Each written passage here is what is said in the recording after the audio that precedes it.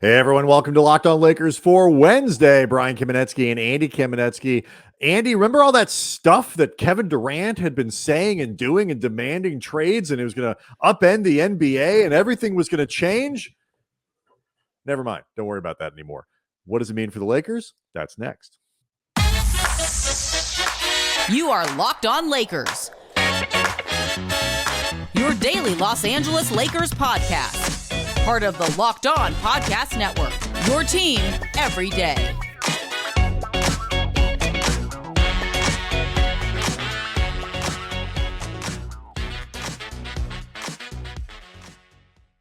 Thanks to everybody for making Locked On Lakers your first listen of every day, Monday through Friday, no matter how or where you get your podcasts. Never behind a paywall, always free. And Locked On Lakers on YouTube is where you go to see all of this. You can even see Andy from inside a real radio studio today. Oh, he's been working over there at 710 ESPN. Want to remind everybody that we will be at the Doer Store on Saturday. This one coming up after Friday, August 27th, 11 a.m., 170 South La Brea taping. I'm glad you clarified it was the Saturday coming up after Friday. We don't want any confusion. It's a very big deal. It's a very important event. And yes. We will be there taping a live episode of Locked On Lakers, a mailbag episode. And it is something that you can participate in if you come to the store. And obviously, you can check out the clothes while you're there. Use our code LOCKEDON15, buy yourself something nice. But you could also win prizes while you're there, too. Maybe leave with things that are free, which is even better than using our code, to be perfectly honest. If you're there, you can be part of the show. If you can't make it, you can still be part of the show by submitting mailbag questions for it. And if you do that, if you submit something and it is good enough to be used on the show, whether we use it or not, you are eligible to win the second Doer prize pack that we'll be giving out later this week. So again, 170 South La Brea, 11 a.m. on Saturday. If you can make it in, that'd be great to see you. Andy, news from Mark Stein that at worst, the second most popular former Laker could be returning. That we'll get to later in the show. But first, Kevin Durant is not going to be traded. He and the Nets, it was announced today, agreed to move forward together, hand in hand, and try to win a title for the Brooklyn Nets. Yeah, I mean, this was something you and I, Brian, have been warning a lot of Laker fans about for a while, because obviously Kyrie Irving and Kevin Durant are very connected in terms of whether or not there's a trade happening for either one of them. And Kevin Durant was the theoretical first and most important domino that would fall before Kyrie Irving, I think, would become definitely available, or if nothing else, available in a deal that the Lakers could realistically offer. But today, for the option to even be there. Right, exactly. I mean, maybe Kyrie Irving could still move with KD still there, but not in any type of realistic deal that the Lakers could put out there. I think everybody agreed with that. And this was settled today. There was a big powwow between Joe Tsai and Sean Marks and Kevin Durant and Rich Kleiman. And there was a statement put out from Sean Marks that said, Steve Nash and I, along with Joe Tsai, Claire Wu Tsai, and we met with Kevin Durant and Rich Kleiman in Los Angeles today. We have agreed to move forward with our partnership. We are focusing on basketball with one collective goal in mind: build a lasting franchise to bring a championship to Brooklyn. And it is signed off, Brian. This is fantastic. It is signed off with a Brooklyn Nets logo and a logo for Boardroom, Kevin Durant and Rich Kleiman's show. So that's how you know, Brian, there's a real partnership. That's how you know. I missed that because I didn't actually see the physical statement. I saw like little reporting of it or this and that, over Twitter over the course of the day while I was working. Sure, Kevin Durant, you didn't get anything that you wanted. You put out a them or me edict, and our owner, Joe Tsai, chose neither. He chose option C. I'm doing what I want. Show up to training camp. But it is a partnership because the boardroom is behind this. Well, it's a business decision. We are businessmen. These are business decisions, and business decisions are made in the boardroom. I'm focused so deeply. Funny. I'm so focused on that detail and the posturing that kind of goes into that. It's okay. It's just business, man. there are times, and you and I have defended the player empowerment era, that guys should get everything that they can, that they really ought to be able to extend their branding and extend their lives and their businesses beyond basketball using the opportunities that they have here. But there are times when the recognition of just because you can doesn't mean you should, and the optics of certain things. And I know Kevin Durant pretends not to care about this kind of stuff or whatever, but I find it hard to believe you don't put that on that statement unless you are doing it to kind of flex a little bit. Well, like, there's flex your brand, flex your show, flex all that stuff. It feels like there's a face-saving element here because, again, Kevin Durant got nothing that he wanted in this whole process. As you and I have both pointed out many times, Durant has had no leverage whatsoever. Like the Nets, none, like absolutely none, because nobody believed, I think, or few people believed, there were some people being alarmist, but few people believed that Kevin Durant, certainly you and I did not believe, that he would actually sit out his age 34 season with all the injuries he's dealt with all the work that it took to get back to this point, and knowing just how much the man truly loves basketball. And the idea of he's only got so many more prime years left, the idea that he was going to sit out and lose money age 34 with a team that's actually that's the point. That is, to me, is the thing. It's not like he's sitting like in Orlando or Washington or one of these teams that got, like, this is a really good team. They've got Kyrie and Ben Simmons, who, by the way, isn't bad. Like, Ben Simmons is really good and very intriguing on this team.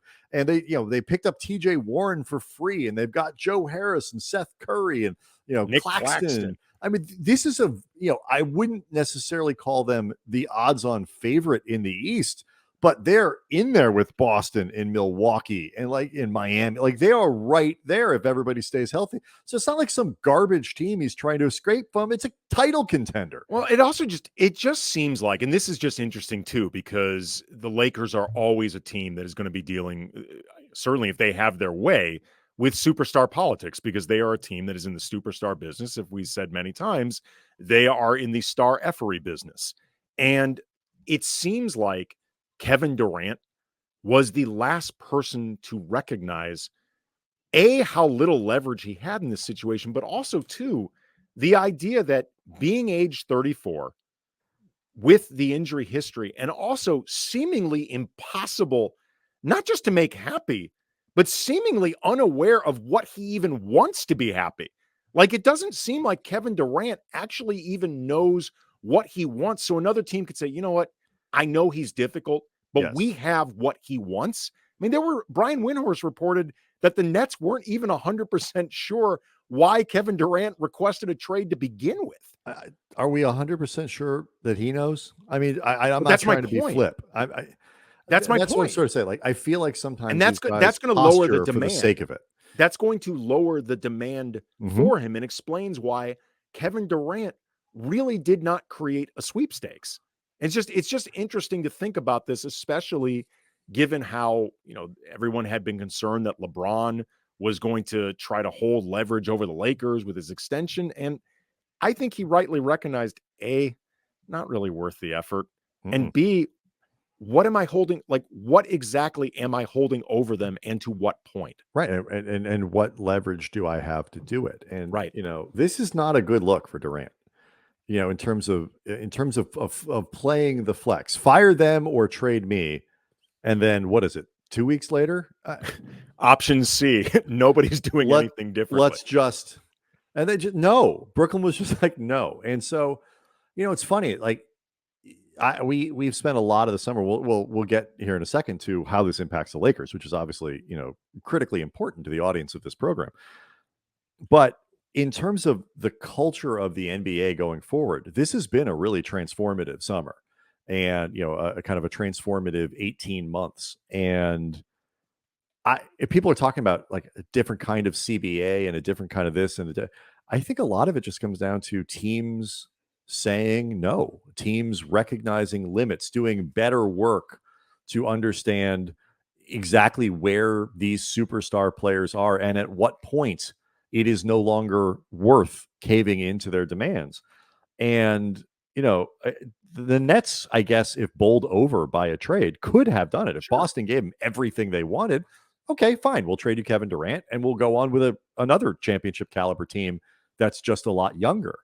But that isn't what happened. And so here we are. Especially when it became pretty clear that Brooklyn was not interested in a teardown.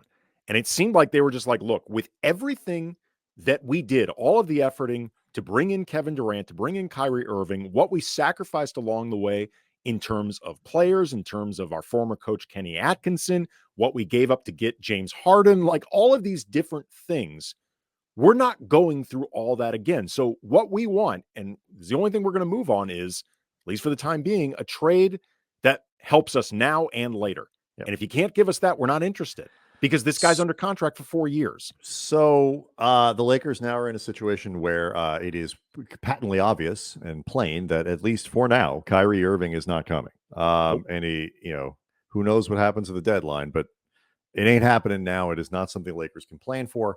And what do they do now?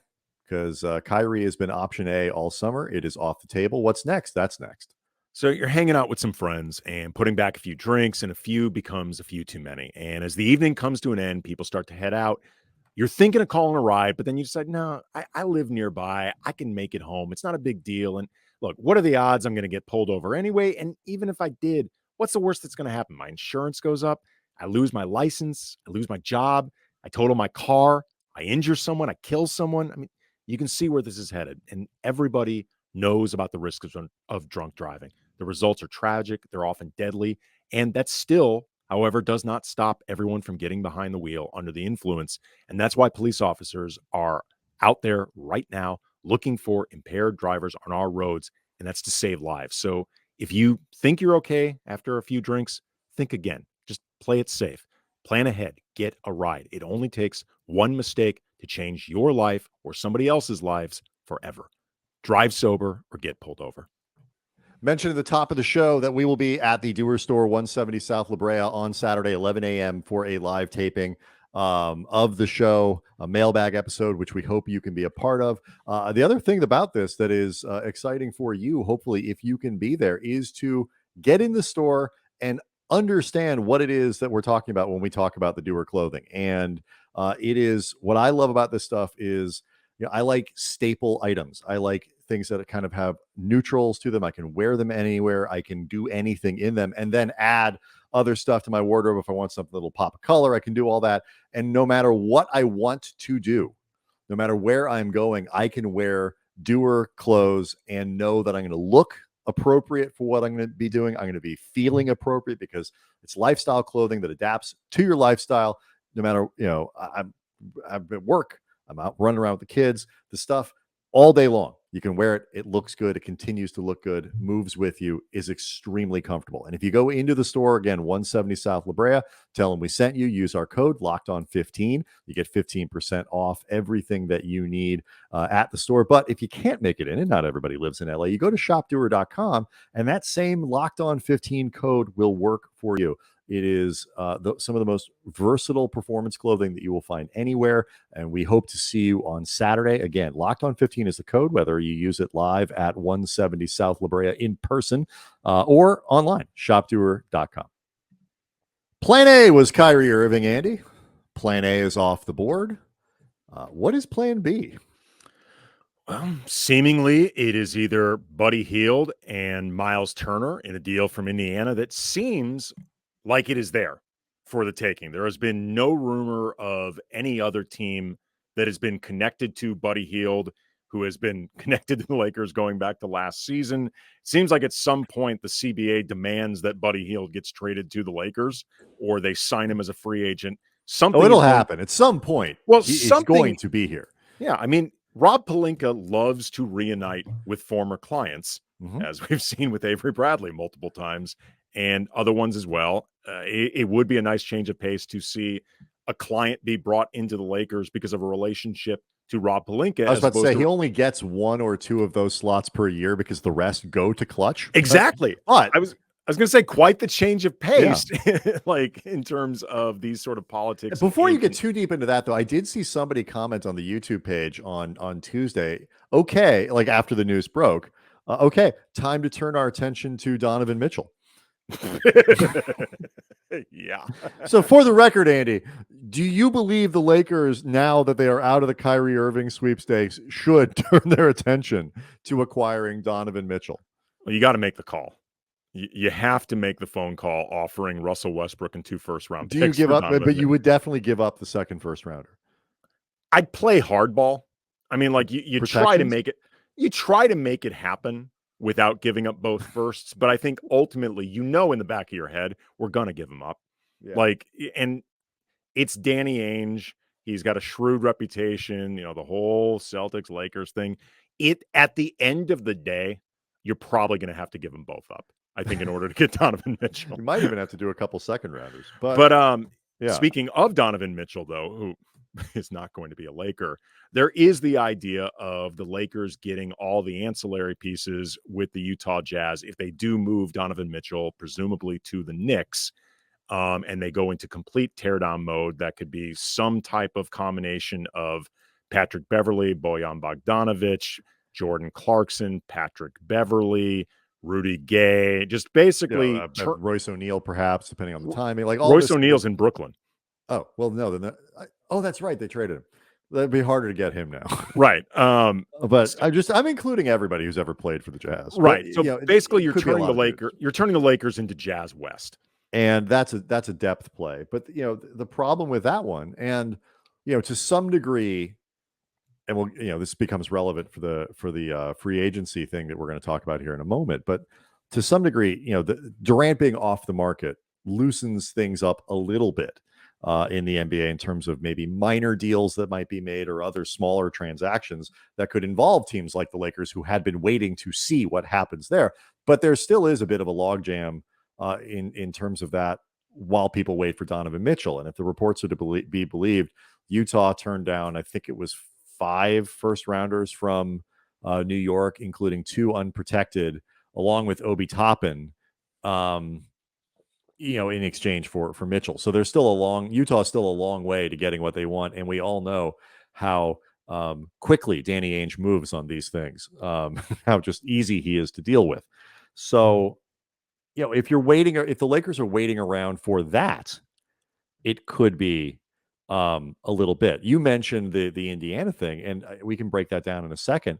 I'm really curious to see, though, at this point now, do smaller deals potentially break out? Could you do something more on the margins where you're not moving Westbrook, but maybe there's a team out there that is interested in THT or a Kendrick Nunn THT combo or something like that with a first rounder, and keep Westbrook, but we'll give you a forward that you might need more. Something like that, where it's not the big deal, but these sort of on the margin deals that could improve the structure of the Lakers roster. Because as we talked about, a guy like THT doesn't have an obvious place in this rotation. Yeah. Which is a terrible thing to say about a guy who is your 4th highest player. I'm sorry. Yes, it is. Yeah, 4th. And it's funny because, as we mentioned before, if you don't have a deal that you like for Russell Westbrook, that you substantially think makes you better and would pretty much any scenario involve giving up at least one of those 2 first-round picks, 2027 or 2029, maybe both, depending on what it is. If you don't like those options for Russ, then moving THT makes a ton of sense, because his spot in the rotation isn't just tenuous. You're also looking at him almost certainly opting into his, I think, $10 or $11 million for his player option for next season. And then if you want to try to clear cap for that after 2 underwhelming seasons, you might have to attach an asset to THT in order to move him. Yeah. Oh, it's brutal. It is brutal. But give me the crab juice. If you can find a team that is, I guess, more interested in the Mountain Dew for the joke that you just made. Hopefully, anybody who gets it, I think, will appreciate it. Yes. You might have more of an ability to move THT without having to attach a sweetener to it right now. And it's something they definitely should be exploring. And it's not necessarily as sexy a deal. It's certainly not a deal that is going to solve the issues that come with bringing Westbrook into camp and trying to find a better fit for him. But that doesn't mean that it can't make the team actually better in the process. Even along the margins, it matters. Anything that they can do to add order to this roster, to bring skill sets that they don't have, to improve. I know we spent on Monday's show in terms of the optimism episodes, talking about the possibilities for shooting that could be a little bit better than what they currently have. They certainly need more of it. And honestly, part of the appeal of a Kyrie deal isn't just the scoring and the superstar ability. It's that he's a scorer and a superstar who shoots over 40% from 3-point range. And could maybe bring Joe Harris, who is one of the, when healthy, has been one of the best shooters in the NBA, or maybe Seth Curry or something like that. By the way, I saw a great tweet from Ryan Russillo, who said that if Joe Harris has a sense of humor, he'll demand a trade. That'd be so funny. Oh, that would be good. Anyway, so this does, I think, a couple of things. Like, so let's take a break and we'll come back. We'll get to this free agency news here in a second, but then I want to find out your thoughts on whether or not you believe this puts more pressure on the Lakers to do a deal with Indiana, even if it means that second first rounder, because it very well may be the only avenue that pops up to make an improvement in this team before the season starts. So that's next. Locked On Lakers brought to you by BetOnline. BetOnline.net, the fastest, easiest way to check in on all your betting needs for odds, lines, and games. You can find reviews and news of every league, including MLB, NFL, NBA, NHL, combat sports, esports, even golf. After the news that Kevin Durant is going to be staying with the Brooklyn Nets, and presumably that means Kyrie as well, your championship odds updated still has the Boston Celtics at 5-1 as the championship favorites. The Brooklyn Nets have now vaulted up to 7.5-1. The Lakers holding pretty steady at 14-1. Vegas either knows something about a move that may be on the horizon, Brian, or they just think 14-1 odds is just good enough. That's the sweet spot. BetOnline continues to be the top online resource for all your sporting wagering information, from live in-game betting, scores, and podcasts. They have you covered. So head to BetOnline today, or use your mobile device. Learn more about the action happening today. BetOnline, where the game starts. Andy was on. I understand the arguments for the Indiana deal, but I thought if especially if it came with more players, was preferred the Kyrie deal. Obviously, that's not happening. I do not like the as reported versions of the Utah deal was just sort of flotsam and jetsam, and you're giving up picks. It's just it's not for me. The Indiana deal is right in between. There is a case that can be made that you are acquiring a young enough player in Miles Turner who should fit, particularly defensively, with Anthony Davis in a front court that is young enough to age well and give you another piece that's not that next level down from an all-star in Turner, one of the great shot blockers in the league. And now you have a bit more of a foundation. You add a shooter in Buddy Hield, and it's a trade that makes you better. Westbrook and those, going out for those guys improves this year's team. It doesn't completely, mortgage the future because you acquire a player that you have interest in keeping. It gives you a contract in Hield that you could perhaps move again. There is certainly an argument to be made that it's a good deal for the Lakers for this season. And some people, our friend Cranchus McBasketball, for example, Tim_NBA, believed it was a better deal than the Kyrie thing. So now that this really seems like the only available option, things that we know about, does it change the appeal of that deal for you? I mean, you got to think about it, I think, in the sense of A, is that worth 2 first-round picks? B, is it worth 2 first-round picks if they're the only 2 first-round picks you control between now and 2030? Like that is a long time to go Yes. without control of any of your first round picks. Obviously, you can trade for something, whatever, but in terms of trying to use them as assets in deals, you lose it all. And that's a different equation if, say, the Lakers had 3 or 4 of them. You might look at it and say, all right, you know what? Maybe it's 60, 65, 35 in their favor, but whatever. We're trying to win now. We've still got other Right. assets. Let's And so just people get understand too. It's essentially a first rounder to offload Westbrook, and then a first rounder for the other guys, Yeah, I mean, I'm particularly not Turner. right. I'm not a huge Buddy Hield fan. I think him as a starter, I'm really not wild about. I mean, Mhm. he I think would, if nothing else, be the front runner to start as their 3. It'd be very interesting to figure out what exactly the incarnations are with that. Maybe LeBron becomes your point guard. He just lines up as the point if Russell Westbrook's out of there. I'm not sure, but I think Buddy Hield is a That's an player. interesting lineup. You go like LeBron, Reeves, Heald.